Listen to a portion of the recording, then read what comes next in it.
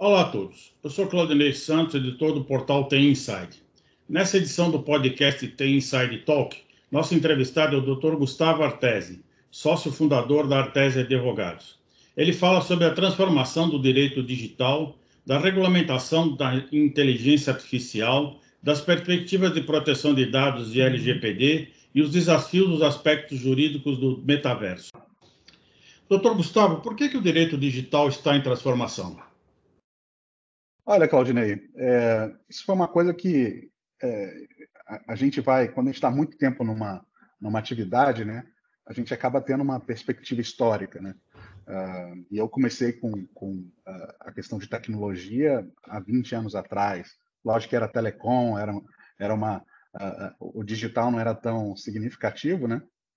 Mas o que a gente observa, o porquê eu acho que isso está acontecendo, é que houve várias coisas aconteceram nesses últimos 2, 3 anos, né? Primeiro teve, de fato, do ponto de vista regulatório, o ingresso o advento, né, da LGPD, né? E isso já é um marco em si, né? Você teve o Marco Civil da Internet antes, em 2014, mas é um marco regulatório fundamental e vamos dizer assim, hoje a grande parte, o grande elemento do direito digital do ponto de vista de obrigação regulatória, mas tem outras coisas acontecendo em paralelo, né, que fizeram com que as empresas, né, e quer dizer, todo mundo que lida no mercado e que está em transformação digital tenha que olhar para o direito digital. Então, a gente teve, com a pandemia, surgimento das preocupações com segurança cibernética, e isso tem implicações jurídicas fundamentais, né? Os contratos de alguns anos para cá, não muitos, eles têm tido, no ponto de vista digital, um predomínio, um protagonismo cada vez maior, né? Então, a questão dos contratos baseados em cloud, geralmente baseados em cloud, e outros contratos de tecnologia baseados em software, ou mesmo negócios com empresas digitais, que envolvem questões digitais, eles aumentaram exponencialmente. E você está tendo agora a regulação da inteligência artificial, né? Isso é um movimento que está acontecendo recente, né? É no mundo todo, é um movimento mundial. O Brasil não vai estar atrasado nesse movimento, ele vai estar mais ou menos em linha com as outras jurisdições, né? E o próprio blockchain, que tem implicações jurídicas também importantes, seja em smart contracts, seja nas questões de criptomoedas, né? E da computação distribuída, vamos colocar dessa forma. Então, esses 5 elementos juntos dessa forma a gente nunca teve, né?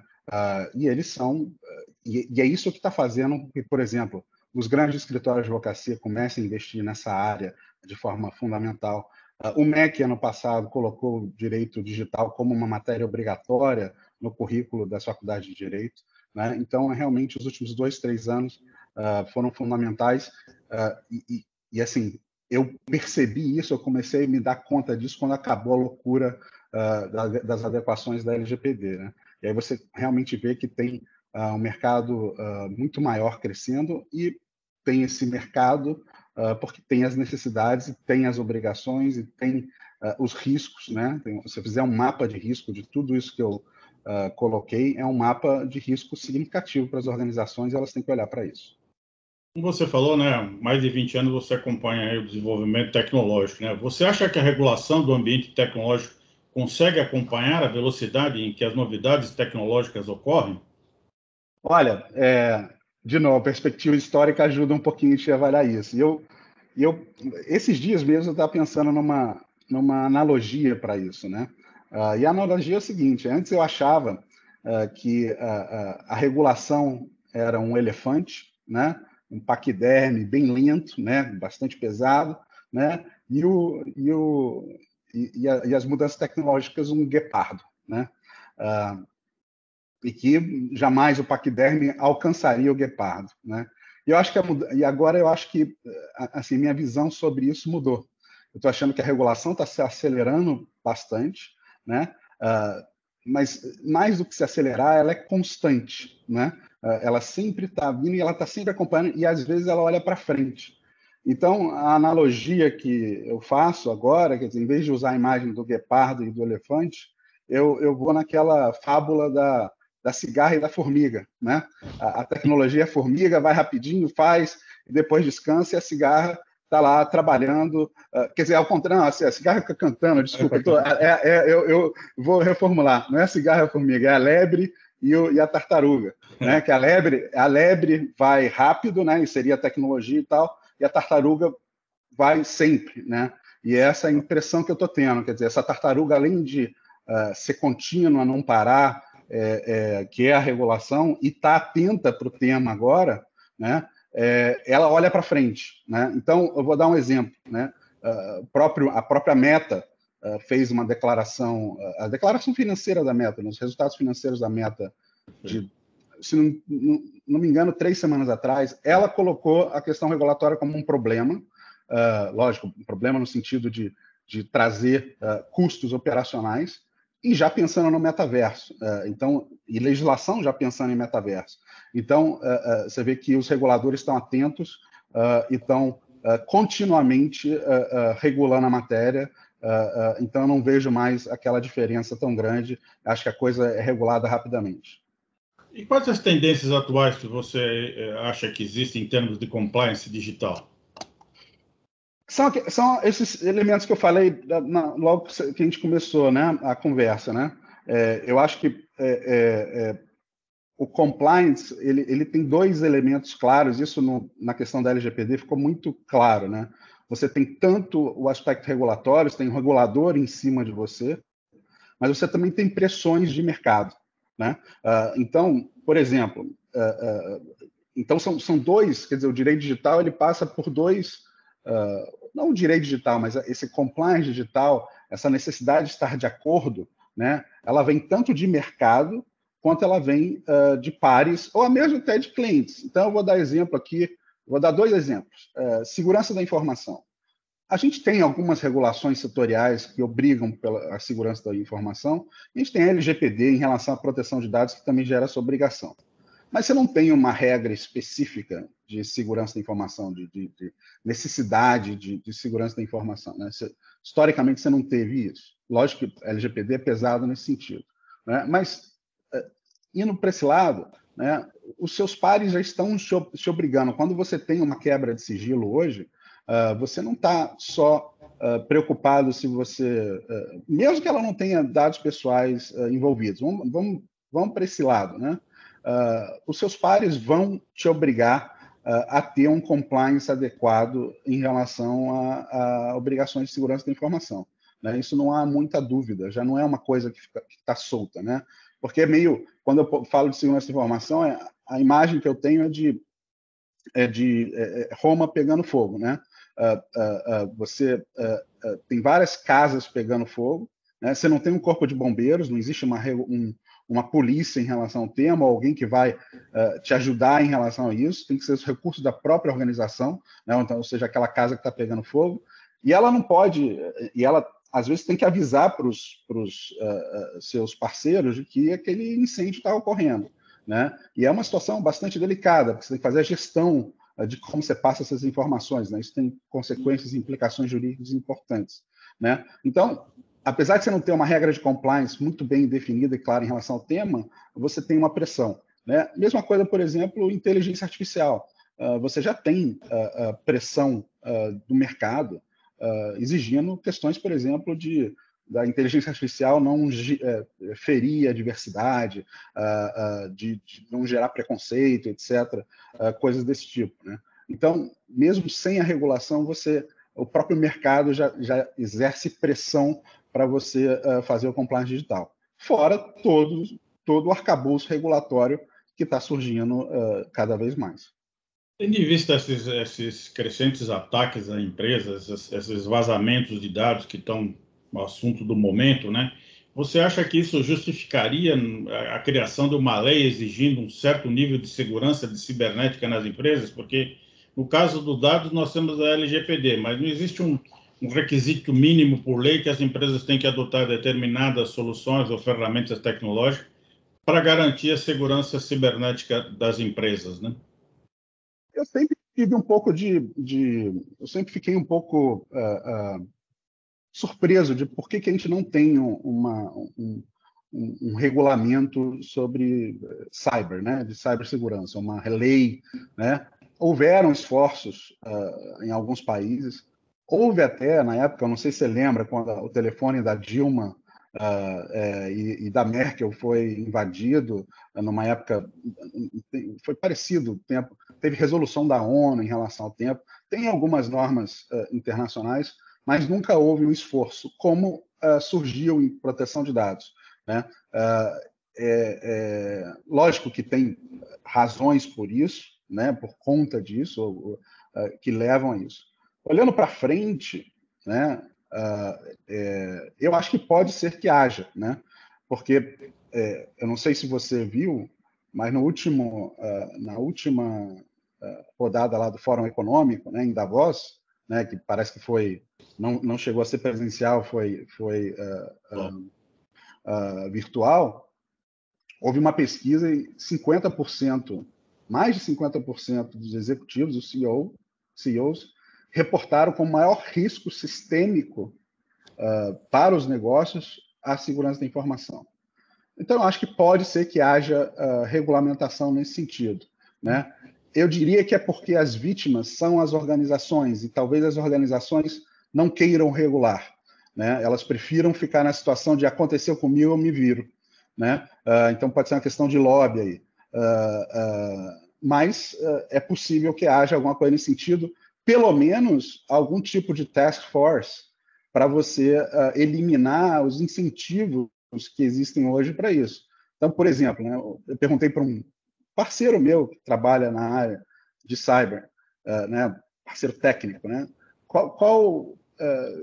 se você tivesse uma variante de condão, ou tivesse a pena na mão para estabelecer uma lei, o que você faria, né?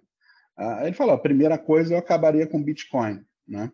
Então, assim, são medidas que podem ser tomadas, né, por exemplo, de regulação da moeda, né, virtual, nesse contexto específico, né? Então, mas aí você fere outros interesses. Então, é complicado nesse sentido, mas eu acho que pode ser que venha alguma coisa.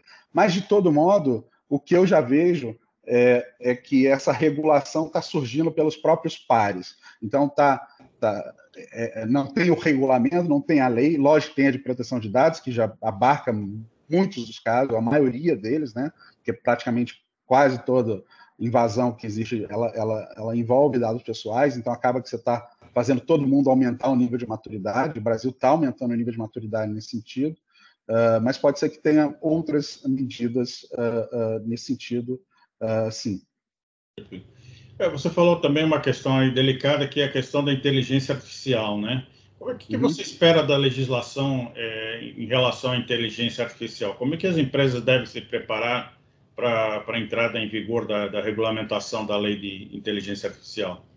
Eu acho que tem dois aspectos, né, quando a gente fala de inteligência artificial, né? Primeiro tem a parte que tem faz interseção com proteção de dados, né? E tem a outra parte, que é a parte de data ethics, né? De ética na inteligência artificial, né?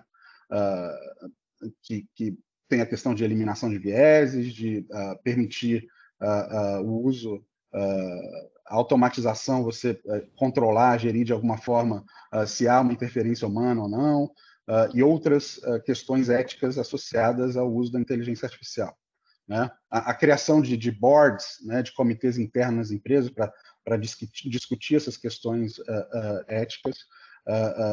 Então, essa é a segunda parte, né? Na primeira parte, a gente já tem a legislação, né?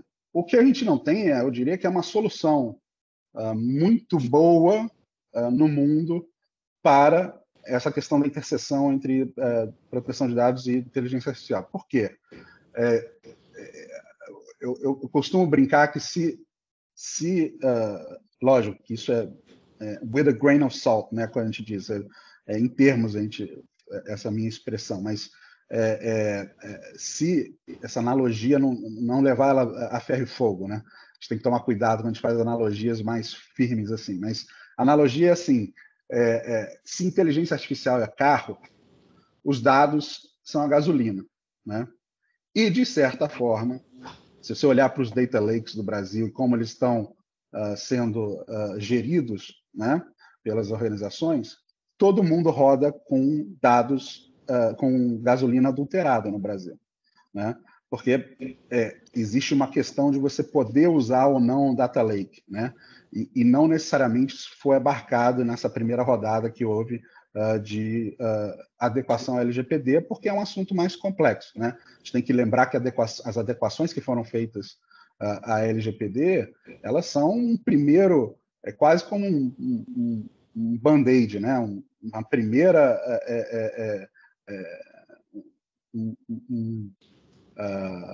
como é que chama isso? Um curativo de emergência, né? Exato. Sem querer desrespeitar o trabalho que foi feito e tal, tem muito a que se fazer ainda, né? E eu entendo que essa parte é uma parte que está em aberto, né? De modo geral, nas organizações. A segunda parte, a gente está com legislação para vir, né? A legislação virá, né? Já tem um comitê de juristas que foi estabelecido pelo Senado, né? Convocado pelo Senado, e eu acho que a gente vai ter regulação muito rápida em relação a esse tema. Mas eu também acho, nesse sentido, que as empresas, quem puder, né, e quem já tiver a infraestrutura, e quem montou a infraestrutura, por exemplo, de DPO, etc., para cuidar de proteção de dados, também acho que deva se adiantar nesses pontos. Eu já estou fazendo isso com vários clientes, né, porque fica mais fácil depois, não precisa ser um band-aid na hora que chegar a lei, né? Você já está muito mais com a maturidade mais alta e você consegue fazer os ajustes finos de acordo com a lei com muito mais tranquilidade, com menos gasto de dinheiro, sem desespero. Se a gente pensar no que foi a adequação da LGPD, foram anos muito difíceis para quem trabalhou com isso, né? Porque você tem que fazer rápido uma coisa muito difícil, né? E para muita gente, né? Que foram os 2-3 anos que eu passei, né? Aí, esses últimos 2-3 anos. E não dá para dizer, quem disser, todas as adequações que você fez, o cara está perfeito, não precisa investir mais nada. Não é verdade, né? Então, acho que um aprendizado tem que ter com isso, é que o compliance tem que ser constante e acompanhar todos esses movimentos de regulação e de compliance por força dos pares que estão acontecendo no mundo digital. Quer dizer, nós vamos ter um aperfeiçoamento aí, você acredita, da LGPD aí nos próximos meses? A LGPD ela exige das organizações e dos profissionais um aperfeiçoamento constante, né? O DPO ele existe até por isso, né? Não se para de estudar e de gerar novas soluções em relação ao tema. É lógico que para certas organizações em que o nível de transformação digital, o nível de digitalização é mais baixo, vira uma coisa business as usual, né? Mas para organizações que realmente querem estar na ponta do ponto de vista de uso de dados, de uso de tecnologia, de informação, que quer realmente fazer a transformação digital, o investimento é constante. Não dá para achar que eu me adequei, eu segui aquela listinha e acabou. Não, você tem que acompanhar e a gente tem que lembrar que a NPD ainda não agiu de forma importante, né? No sentido, ela assumiu um compromisso de começar como uma educadora, né? No sentido de educar o mercado, de todas as conscientização, etc. Toda essa parte é o que a NPD tem se comprometido, né? E acho até em determinada forma, acho até adequado como política pública, né? A questão é que, às vezes, a multa tem que vir para o pessoal ficar atento, né? Não tem, é da natureza do ser humano, né? Não adianta você, às vezes, ficar falando. Quando o outro vê o exemplo de alguém que tomar uma multa de 30, 40, 50 milhões de reais por uma quebra de sigilo, aí vai haver mais atenção. Nessa questão hoje da adoção das empresas, existe também ainda uma grande divergência entre se o papel do DPO deve ser feito por uma pessoa de tecnologia ou por uma pessoa jurídica, né? Quais seriam as suas recomendações para um gestor, né, seja ele TI ou jurídico, para que eles, de fato, criem uma política de proteção de dados dentro das empresas de uma forma que seja efetiva, né, e não fique um jogo entre departamentos, vamos dizer assim? Vamos lá.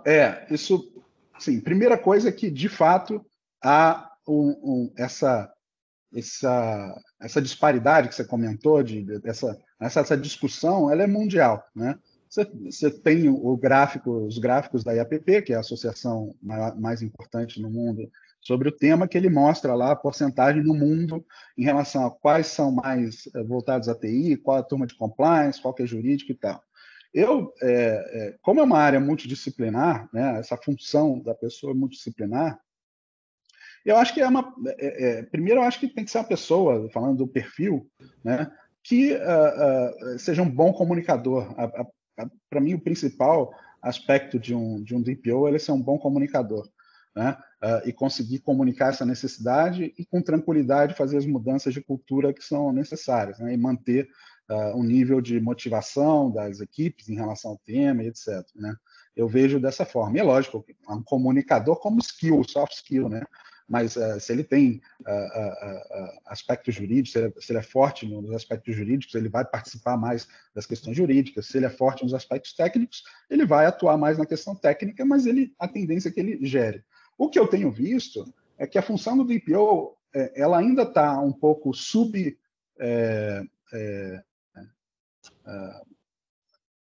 subcolocada no Brasil. Quer dizer, vamos arrumar alguém aí. E teve muita coisa de pega um cara que estava numa outra área, aí esse cara viu uma oportunidade de crescimento profissional e tal, mas do ponto de vista, acho que na média, nas organizações, de valorização desse profissional, ainda a gente não chegou no que é possível. Mas eu não tenho dúvida de que vai crescer. Né? E acho que esse cara, no final, ele vai responder para riscos, né? Porque isso é risco. Né? Riscos compliance, é como eu vejo. Né? Agora, o que ele tem que fazer, né? Primeiro ele tem que entender onde ele está, do ponto de vista de contexto. Né? Ele tem que entender o quanto aquela empresa vai investir no tema ou não. E ele tem que entender isso de cara para não gerar frustrações. E a partir do momento que ele saiba, ele tem essa medida de forma bastante racional, sem paixão, e eu sei que isso é difícil, considerando que é o emprego do cara e tal, ele quer que valorize mais e tal, ele ter essa capacidade de comunicação e trazer, não ficar olhando para a proteção de dados como seu único mandato, né?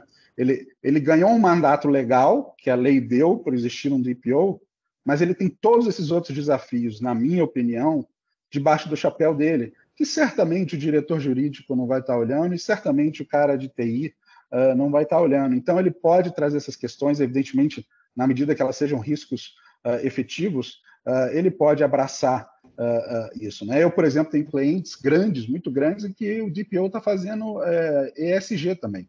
Né? Então,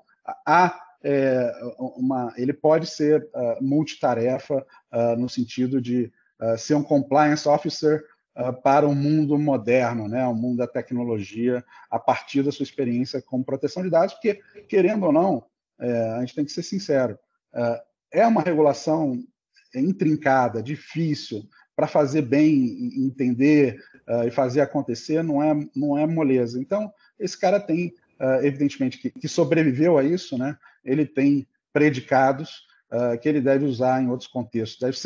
Ele deve ser ousado. Essa é a minha sugestão.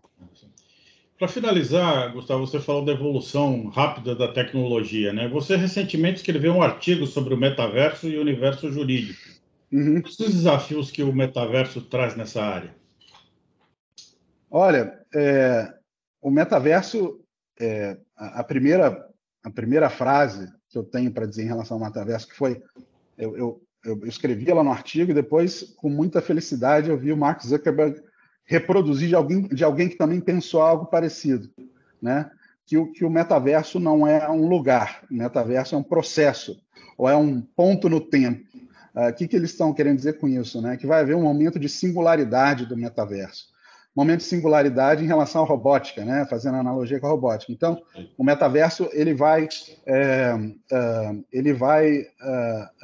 ter um momento em que as pessoas podem passar a preferir se inserir no metaverso ao fazer aquilo do ponto de vista físico, né? Ou na realidade física.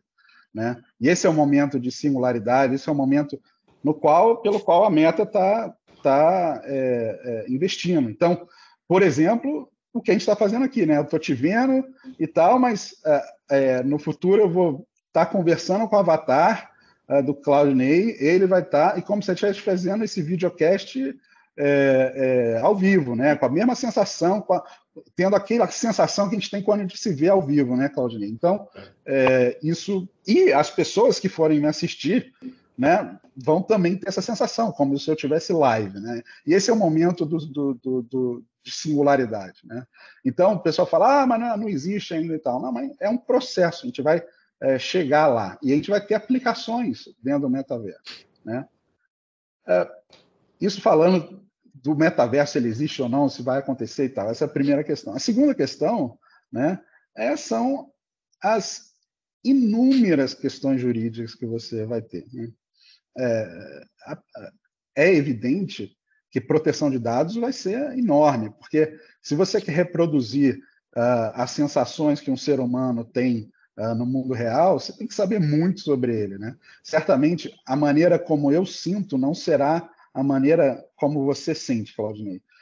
Então, em termos de proteção de dados, tudo que vai estar sendo observado, se a gente quando estiver com óculos, para onde a nossa íris foi, né, na luva, o que a gente está sentindo, etc. e tal, isso tem implicações enormes.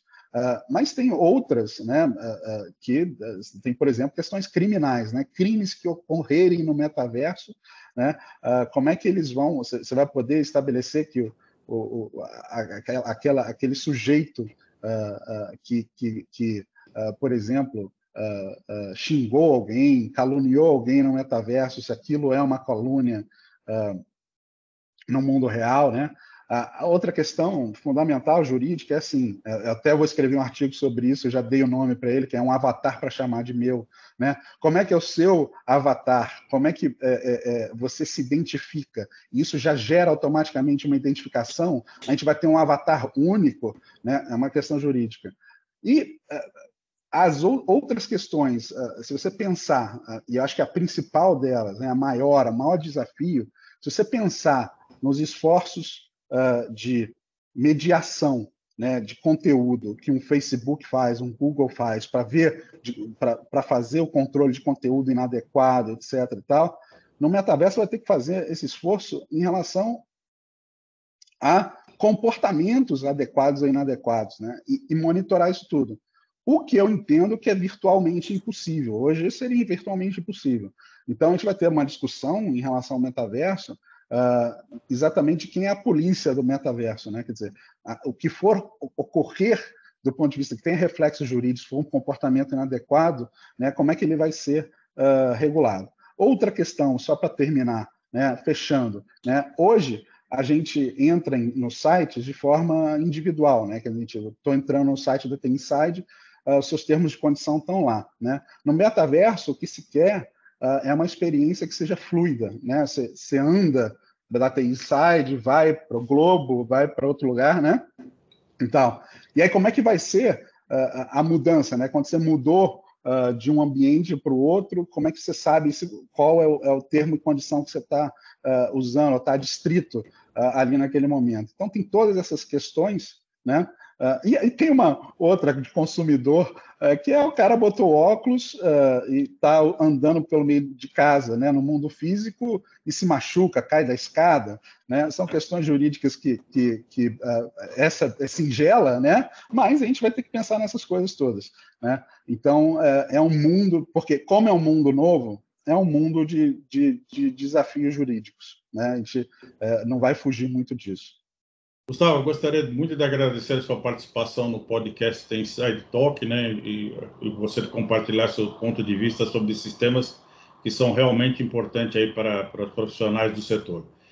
Espero vê-los aí nos próximos podcasts da TI Inside e vamos falar um pouco mais sobre também o metaverso nos próximos podcasts. Legal, Claudinei. E parabéns pela iniciativa dos podcasts, estão muito bacanas e é um prazer estar aqui. Tá bom? Como sempre. Tá bom? Um abraço. Obrigado, um abraço. Tchau, tchau. Esse foi o episódio de hoje do TI Inside Talk.